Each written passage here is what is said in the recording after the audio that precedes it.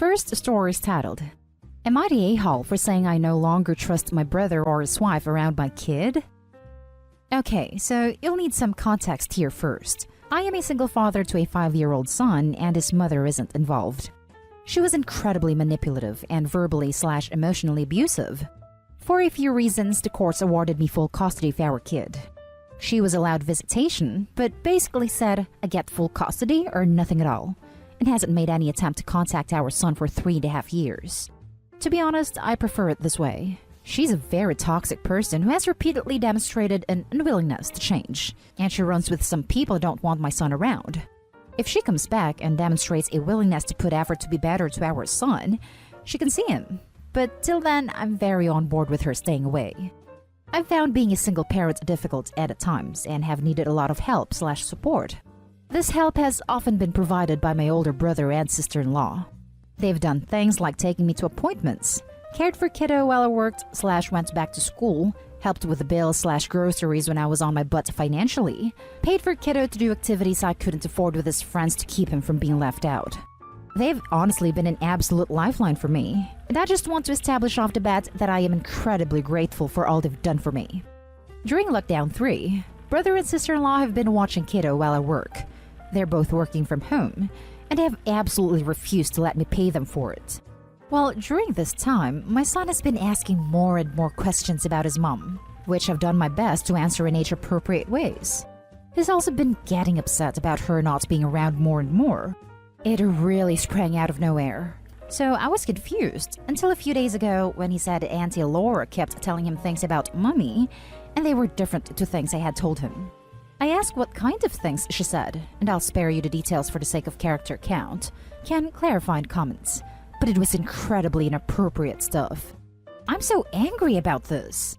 My kid is upset, and I'm in a very awkward position. My sister-in-law went behind my back. I confronted her and my brother about it, and they both got very defensive, saying I can't expect her to badmouth her friend, and I'm being unreasonable.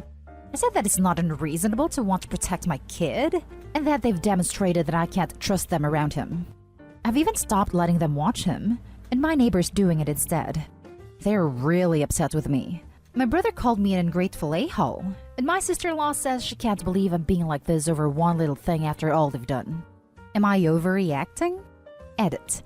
Realizes I deleted a kind of important points for character count. My ex and sister-in-law were friends at secondary school and college, which is how my ex and I met. They're not as close as they used to be, but they're still casual friends. Edit 2. People said I should include this from the comments on the post, so here it is. My ex made a lot of accusations about me that were provable false during the trial, part of the reason she didn't get custody. This includes accusing me of being a serial cheater. I wasn't, and could prove I was in other places at times when she said I was with other people. Accusing me of causing an injury she got in a car accident I wasn't even present for, and saying that I was the one who was emotionally abusive. She told him that the reason his mom and I fell out was because I felt like she was very unkind to me, and Mummy felt like I had other girlfriends, hurt her, and was the unkind one. She didn't say any of the accusations were true, but she didn't say they weren't either. And obviously, a 5-year-old doesn't have the critical thinking skills to figure it out for himself. Not so much that she lied to herself, she just repeated my ex's lies. Now for the top comments. Not the a-hole. Your ex was so horrible that the courts didn't give her any custody. Hard to badmouth such a person.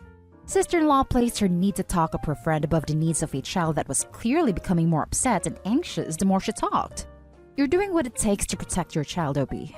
Clearly, sister-in-law wants to protect someone else. And even if sister-in-law somehow thought the friend was different, she still hasn't seen her own child for nearly 4 years of her own volition. She's a horrible parent for that, at a minimum.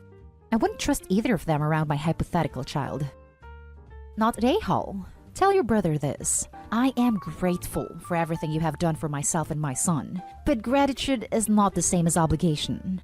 My only obligations are to my child, and that includes being obligated to not leave him alone with someone who lies to him about me and upsets him, no matter what they have done for us. Sister-in-law did not have to say anything about ex, neither good nor bad. She could have said nothing because it wasn't her place to talk about our relationship to my son, and the fact that she has gotten defensive and wants to act like this is no big deal leads me to believe she would do it again. I'm sorry that it has come to this, but my son's well-being comes ahead of anyone else's feelings. Period. Edited to add, just wanted to throw it out there since this comment has gotten some attention, that I don't think it's probably necessary to never let your kid see his aunt and uncle again, and maybe stress that to your brother too. It sounds like he loves your son a lot, and it would be a shame for this to cause a bigger rift than it needs to. You can set boundaries without cutting them out of your lives.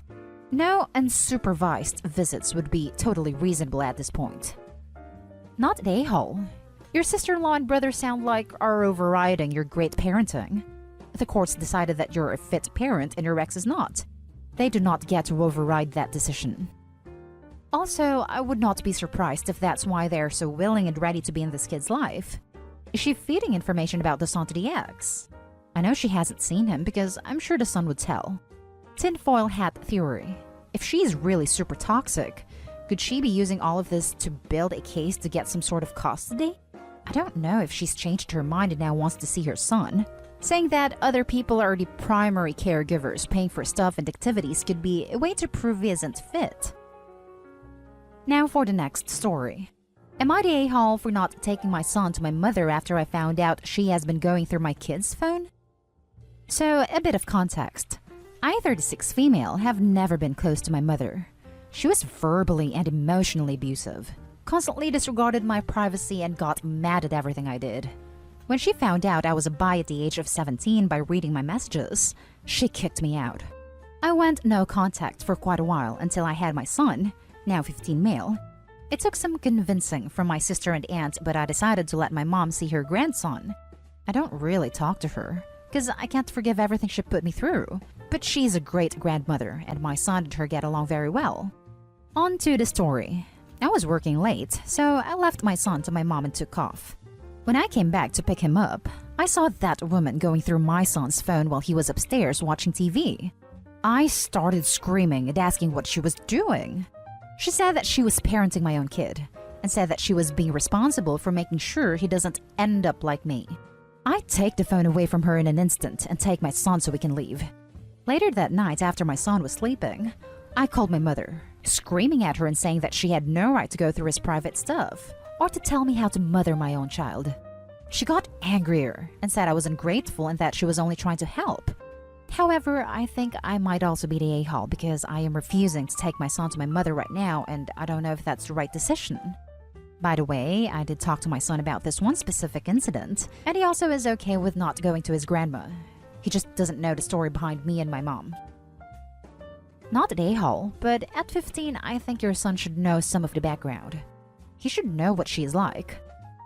Couldn't Opie's son also stay on his own instead of being watched? Not an a-hole. All I really needed to read was, she was verbally and emotionally abusive. If your mother was abusive to you, that was more than enough to deny her contact with her child. But you gave her a chance anyway. What she did shows she didn't change at all. It's best that you keep her away from your son. All of this. I know what my mother and aunts did to me as a kid, but it was only 3 to 4 years after we cut contact with them did my kids finally feel safe to tell my husband and I things that happened to them growing up with those evil women. I was angry, heartbroken, and felt so guilty. I wish I knew way earlier to stop it. If your parent was abusive to you, they definitely are to your kids when your back is turned. Not an a-hole. She violated his privacy. Does he know what she did? He needs to know if he doesn't. Yes, we talked, but I only mentioned her going through his phone. The next story is titled, Am I the a-hole for kidnapping my brother? I, 26 female, have a tense relationship with my parents. I would have gone no contact with them if it weren't for my little brother, Pete. Pete loves singing, to the great disapproval of our parents. They hate that Pete chose singing instead of more manly hobbies. Despite their disapproval, I always encouraged his passion. I even got him a vocal course for his birthday a couple years ago. After a huge argument, parents let him attend a course. So, to the AITA situation. For Valentine's Day, Brother School organized a love song competition. Students that wanted to take part had to submit a recording of themselves singing. Every video is then published on school's Facebook page. Pete decided to take part in the competition. He sang a Sally song from The Nightmare Before Christmas. And since my fiancé is a photographer and has his own studio, Pete asked for his help filming the video. Fiancé agreed. Pete came over, his part of our bubble, so to speak. Fiancé even helped him edit in some cool visual effects. Everything seemed to be fine, until yesterday. Pete showed up at my doorsteps in tears. I took him in, and after he calmed down, he told me what happened. From what I gathered, our parents saw the video of him singing on Facebook and absolutely blew up. He said that they were screaming like crazy, called him an embarrassment, and forbid him from attending any more singing lessons that he's been paying for from his own money. After they told him to get out of their sight, he gathered some essentials and walked out. Then he took a cab to my place. Pete asked to stay with me, and I naturally told him that he can stay as long as he wants. Our parents must have figured where Pete is when he didn't return in the evening because they called me. They were angry I helped with the video, said they know he's here and were demanding to speak with him. I didn't know what to say, so I played dumb. Didn't deny nor confirm my brother being here. They threatened to call the police on me for kidnapping, and at that point, I hung up and have been ignoring their calls ever since. They must have contacted some of the family because I've been getting many texts with people telling me to bring my brother back home, that he's just a rebelling teenager, cussing me out, even threatening to call police. Pete is 17, will be 18 in 2 weeks. He doesn't want to go back to our parents. I need to stay calm for my brother's sake, but it's so hard with people threatening me with calling police for kidnapping. I tried talking to Pete, told him that he doesn't have to do anything he isn't comfortable with, but that maybe he should talk to our parents. He says maybe, but not yet. Right now, he hates them and everyone on their side. So Reddit, am I the a-hole for kidnapping my brother? Now for the comments. Not the a-hole. Get him call the police and let them know what's happening, given the fact that he's 2 weeks shy of being a legal adult. That way, when your parents report the kidnapping, the police will already have prior knowledge of what's happened. I'd also be expecting for the crap to hit the fan big time too. Get the police to go with your brother and some of his or your friends to pick up his belongings. Most importantly, his birth certificate, social security number, passport, and bank details. First thing Monday morning, take him to the bank. Close his account and withdraw his money, or do so now so your parents can take it. And open a new account at a different bank and lock down his credit so that no one can run up debts in his name. The reason I'm saying to ask for a police escort is so that they can't refuse him his legal documents and can't abuse him. Get him to speak to the guidance counselor at school for some advice. And I'd suggest as soon as he has all his belongings, get him to counseling and put his parents in timeout. Most importantly, call the police and report this now. I'm glad that he's got 2 people looking out for him, and I wish you all the best. This is a great advice. Thank you.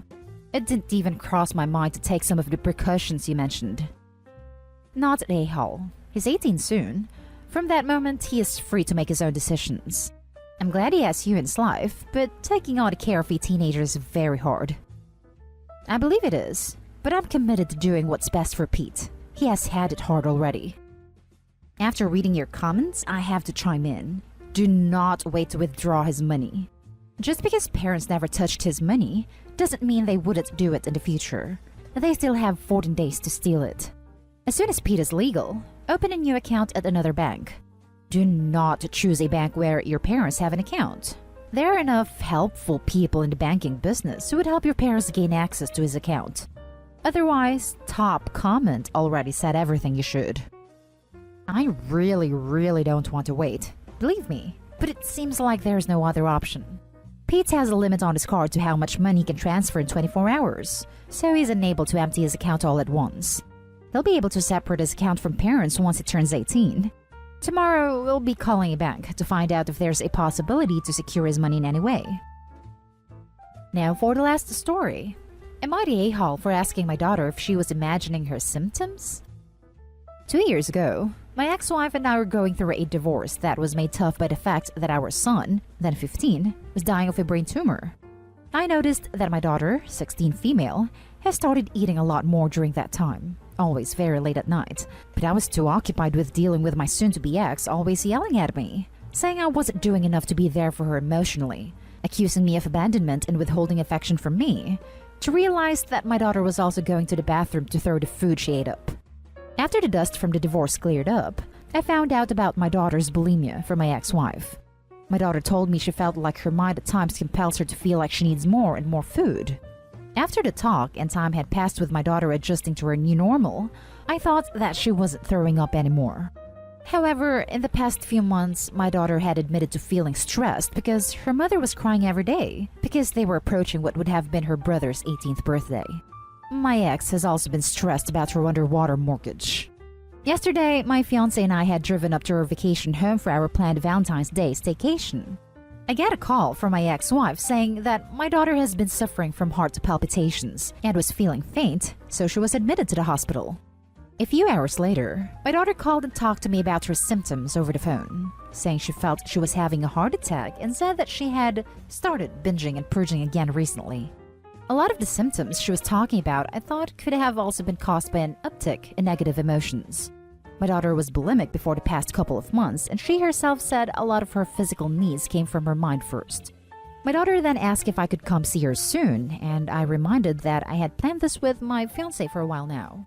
My daughter sounded upset and said she really wanted me here, and I was suspicious that she subconsciously wanted to sabotage any plans I had because she was in an emotional roller coaster over her late brother's upcoming 18th birthday. I asked my daughter if she by any chance was imagining all her symptoms. I reminded her that she had admitted to needing to eat before realizing it was all in her head, and asked if this was another stunt her mind was pulling. My daughter got mad and said she literally nearly fainted and said she couldn't believe I thought she was faking. She then hung up on me. Later, my ex-wife said hospital recommended her to a bulimia treatment program, and doctors said she risked a cardiac arrest if she continued her habits. Am I the a-hole for being suspicious that my daughter was just jealous of my current happiness and trying to get attention for it? From the literature on eating disorders, I saw part of it was about attention. You refuse to believe your minor daughter said she was feeling ill, who has a diagnosed eating disorder. And when doctors did confirm she was risking cardiac arrest, you were asking if you were the a-hole? That you think it has to do with your happiness? Yes, you're the a-hole. Eating disorders are the most deadly mental illnesses due to the heart problems that they cause. And Opie asked if she was imagining her symptoms. Unbelievable. Opie, you're the a-hole. It's nice that the impending anniversary for your son's death did nothing to interfere with your romantic weekend getaway and also being there for your fragile daughter. You're the a-hole. This is where I couldn't believe Opie didn't even think about his son. How does that not affect him too? You're the a-hole. Big time. I would get banned if I said what I wanted to. Hope you enjoy a fake holiday while your child suffers in a hospital. And that's the end of this video, folks. As always, leave a comment and hit like and subscribe. And if you want more of this content, turn your notification on to get updated on the latest videos. And I'll catch you in the next one. Stay safe.